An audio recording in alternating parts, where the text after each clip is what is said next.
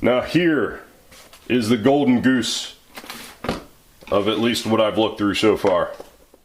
Hey, what's going on, guys? Welcome back to the Elemental Maker. Today we are looking at an absolutely incredible gift from my father-in-law. Gotta get rid of all this shit. Just move it over. Probably just smashed my 3D printer. Let me grab her.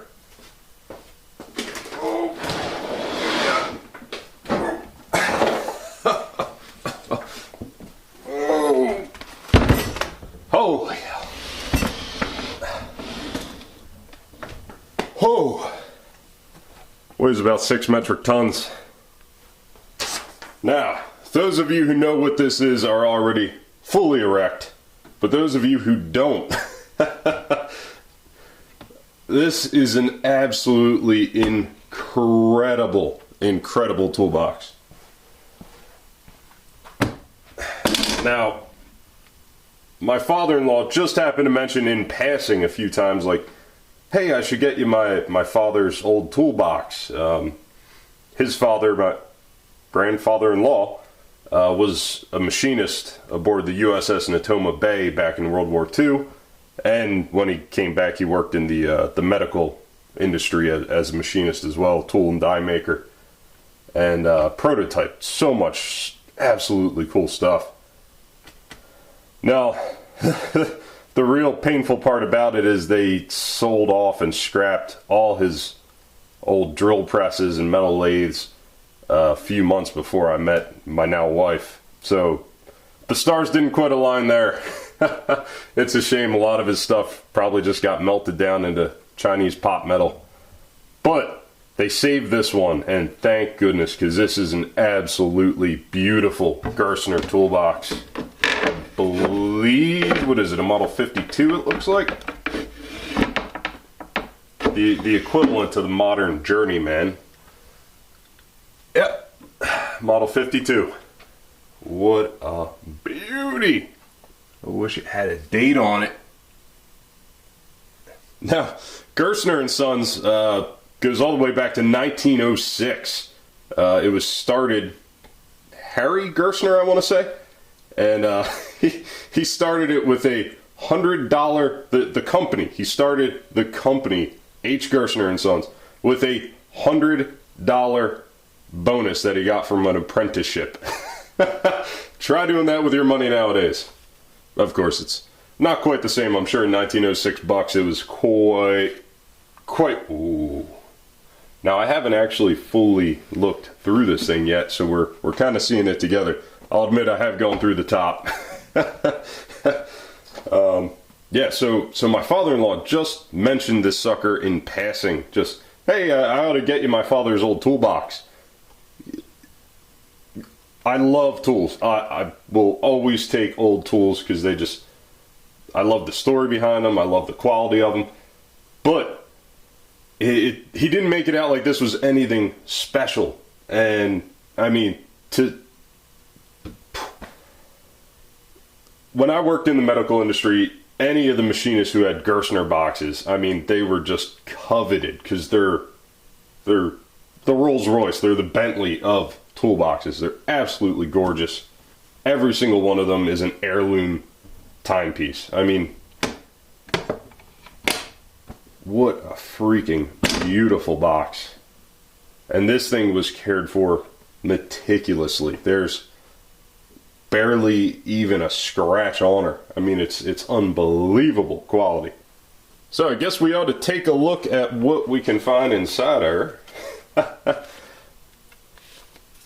Lots of old, oh, that must, is that a James Bond ad for a digital readout? Oh, that's great. I don't know if that is a James Bond ad, but it certainly looks like it. Nice little table calculators here. PD thread measuring wires. Oh, look at that beauty set. Holy smokes. Not even a lick of rust on them. Unbelievable. So obviously you use these for measuring thread pitch. Gives you a nice little conversion chart there to figure everything out. Brown and Sharp. Always a good name. Beauty. Radius gauges. Nice radius set. Nice old stainless. All old tools have the same smell. It is just, it's a magical freaking smell that old tools have. No matter what shop they come out of, it's always just the scent of old machine oil and a patina or rust. It's just a glorious thing. Oh, adjustable parallels. Yeah. I forgot these were in here. Holy. Just the slightest haze of oxidation. I mean, this has all been immaculately kept.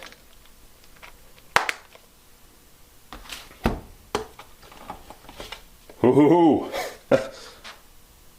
Every machinist gets a little flutter in their heart when they find something with those beautiful silver letters in a red box. And that is a very fancy micrometer.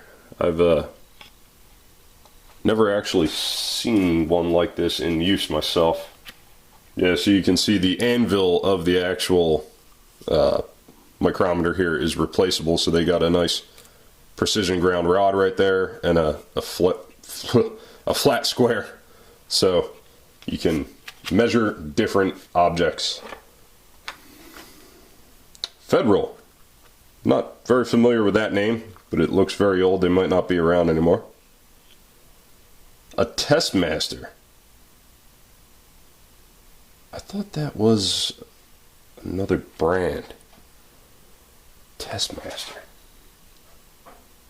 Maybe Federal got bought out by one of the other big... Who the hell? Now, the issue with this one seems to be... She's not working. I can hear the movement inside, so I think there might just be a disconnect somewhere in there, so maybe I'll bring this to a watchmaker or something and see if they're able to repair it, because very, very similar kind of mechanisms. Oh, another gorgeous micrometer.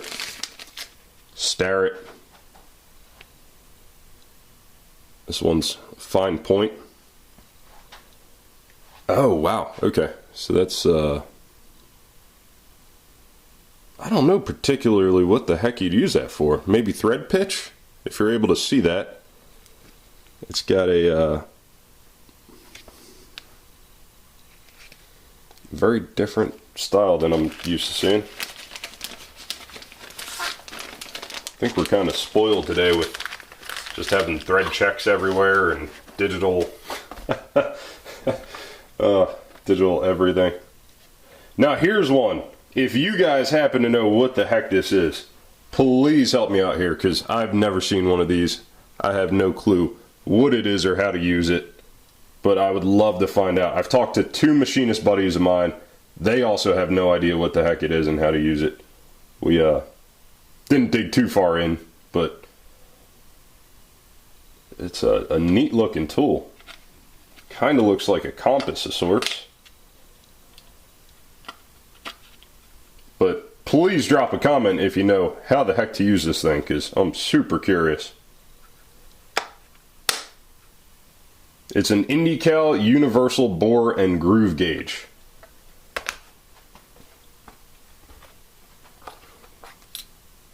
Nice wiggler set. Ooh, and here we have a sign bar. I haven't looked at this one yet.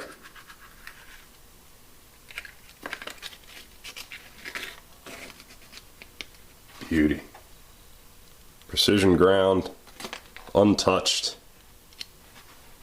I wonder if he ever even got a chance to use this. I don't see so much as a fingerprint on it. It might have never left paper. Got the nice vapor wrap paper. I'm sure that vapor is long gone, but everything is still very rust free.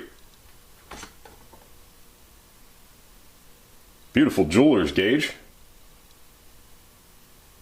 Figure out wire sizes and whatnot.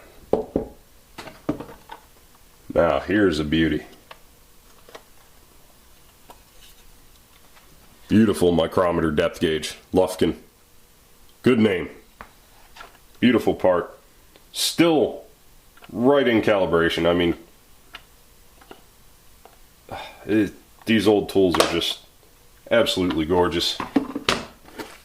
A nice Champion spark plug. We'll leave that out of there. Now here is the golden goose of at least what I've looked through so far. Mitutoyo.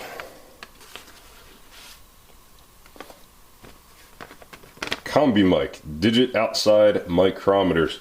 So this is obviously before the days of digital micrometers. Kept them in the bags with just beautiful. Wow.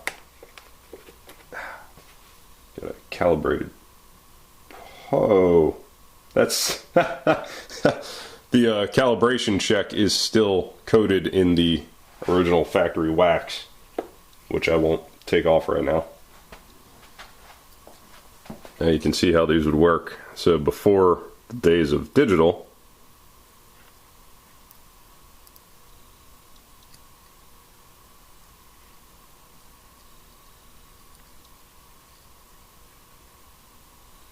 how neat is that?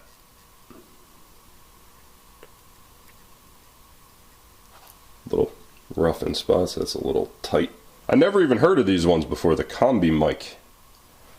They might not have had a long run with these because I'm sure the advent of digital micrometers was probably not far behind, so they likely didn't have a very long run.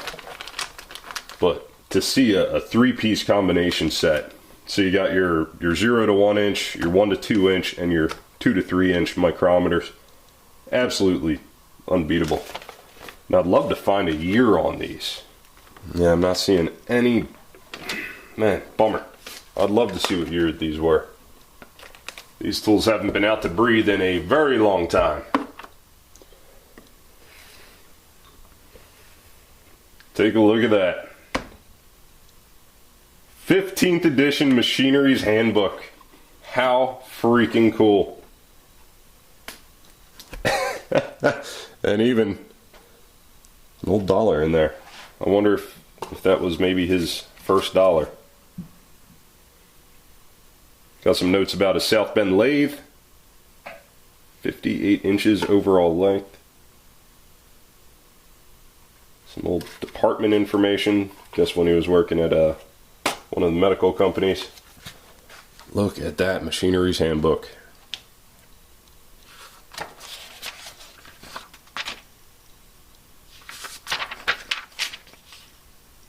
$1957. There's a lot to go through here. I hope I don't bore you guys to death, but this is pretty special. This is obviously a very different kind of video.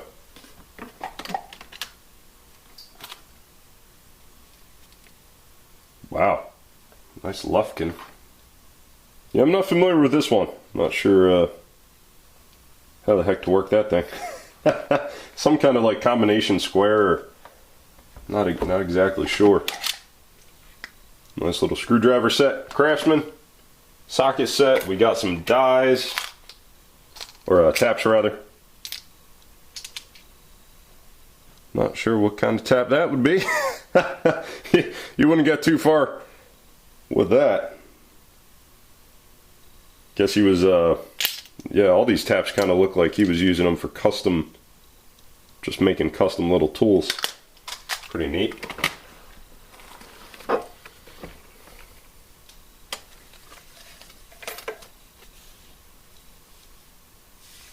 A bunch of Starrett rules.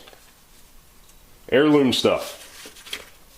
Bit different than crap you get at Harbor Freight nowadays.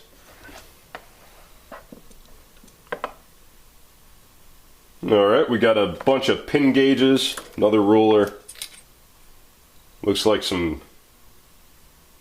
custom ground, probably calibration checks. Beautiful feeler gauges, thread gauge. That is my new go-to thread gauge. Look at that.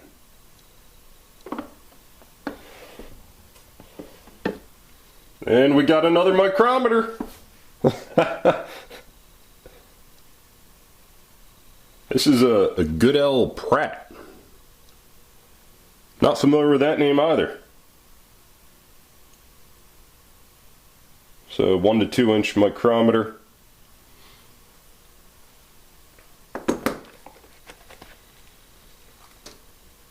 All his tables and notes. This man produced some really incredible tools. I got to see a few of them. He was also a talented woodworker too.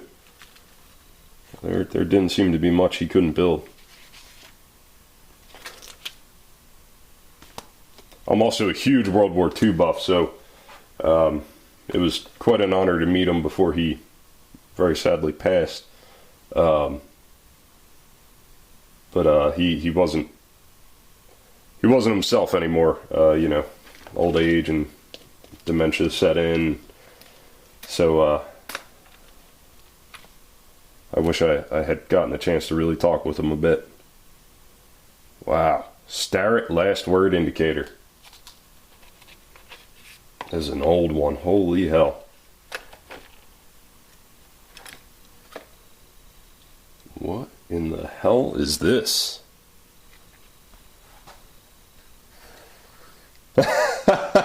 Another micrometer hanging out. That is so freaking cool. God, look at this. It's like, it's wool packing in here. God, what year could this be? I thought I heard something jiggling around in there.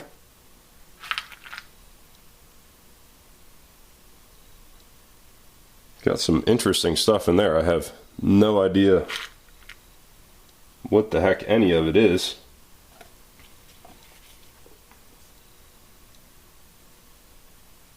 What in the hell is this? Half and half. These little rolling papers?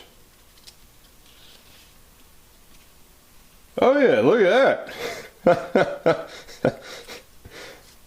Oh, I guess he hand rolled his own cigarettes. That's funny. Wow. This thing is just, it's going back in time. Oh, some nice dies. What a gorgeous old die set. Those are cool. I never saw adjustable jaw that size. That's funny. Some nice surgical shears. 1 ounce nickel silver rivet wire. What in the hell is nickel silver rivet wire? That is... Never heard of that one. Not that I remember, at least. If you're familiar, please drop a comment. I'm very curious as to... I mean, nickel silver, I would think that would be some kind of brazing alloy or something. But it says rivet wire. Oh, nice old Band-Aid. Oh yeah, I'm sure that's still nice and sterile. That's funny. Hey, it's the flexible fabric though, that's my favorite. And some tweezers. That's about it for her. Pipe cleaners? I think not. Looks like a little mirror, I guess.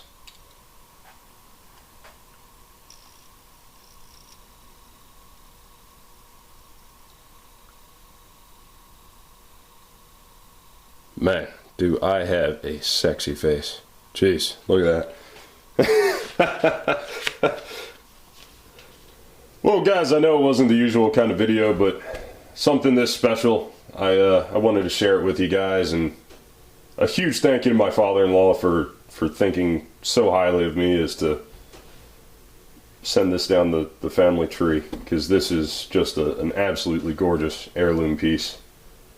And a big thank you to his brother, who saved this from getting lost in the move and or tossed. And he was kind enough to give it to my father-in-law, who then gave it to me. So, I mean, it's just absolutely gorgeous. Well, guys, I hope you enjoyed taking a look at this old, beautiful Gerstner toolbox with me, and the treasure trove of stuff inside of it.